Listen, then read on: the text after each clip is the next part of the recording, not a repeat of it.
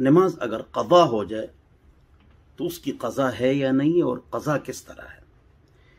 ہمارے بعض دوست فرماتے ہیں کہ نمازوں کی قضا نہیں ہے،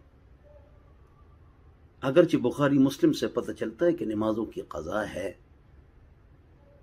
شغل نبی صلی اللہ علیہ وسلم ان 4 صلوات یوم الخندق فقضاہن مرتبۃ، رواہ البخاری۔ حضور اکرم صلی اللہ علیہ وسلم سے 4 نمازیں قضا ہو گئی،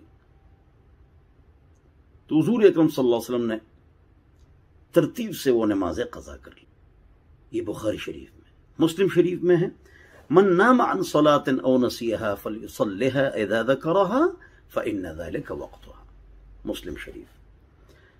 جو نماز پڑھنا بھول جائے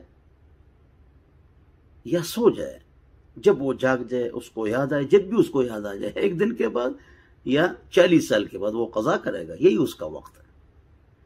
لہذا نمازوں کی قضا ہے۔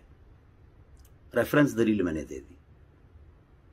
اور کس طرح ہے؟ ہر نماز سے پہلے اور بعد میں آپ قضا نمازیں پڑھ سکتے ہیں، 1-1 2-2 10-10 20-20 50-50، صرف فرض پڑھنے۔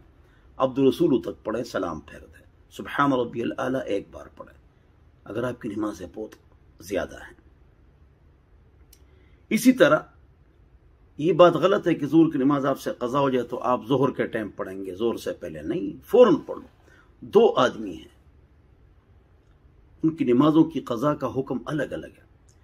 ایک وہ آدمی ہے جس سے ایک نماز کبھی بھی بے وقت نہیں ہوئی اور نماز سے قضا ہو گئی، وہ پہلے قضا نماز پڑھے گا اور پھر آنے والی نماز پڑھے گا، چاہے وہ کھڑی ہو نہ پڑھے، پہلے قضا پڑھ لے۔ لیکن وہ لوگ جن سے نماز آگے پیچھے جا چکی ہے، نمازیں اس سے خراب ہو چکی ہے، عمومی طور پر ایسے لوگ ہوتے ہیں، تو وہ نماز کے بعد پڑھ لیں تب بھی ٹھیک ہے، نماز سے پہلے پڑھ لیں تب بھی ٹھیک ہے۔ 2 مقامات ایسے ہیں جس میں آپ نوافل نہیں پڑھ سکتے ہیں، قضا نمازیں پڑھ سکتے ہیں۔ سورج طلوع ہو جائے اس سے پہلے صبح صادق تھا سورج طلوع، اس میں نوافل نہیں پڑھ سکتے، قضا نمازیں پڑھ سکتے۔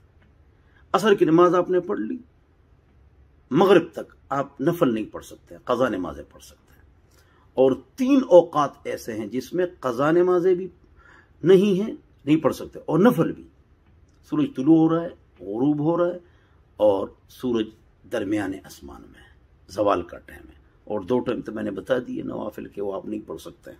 تو یہ ہے قضا نمازوں کے متعلق مسائل۔